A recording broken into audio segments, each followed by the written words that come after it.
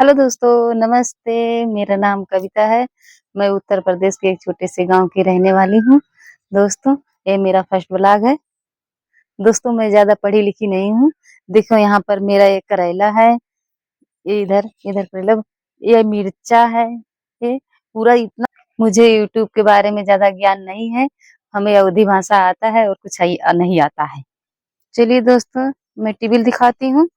ये यहाँ पर सारे पेड़-पौधे लगे हैं और यहाँ पे खेत है। पूरा हरियाली-हरियाली पूरा दिख रहा है यहाँ पर। चारों तरफ हरियाली ही हरियाली है यहाँ पे।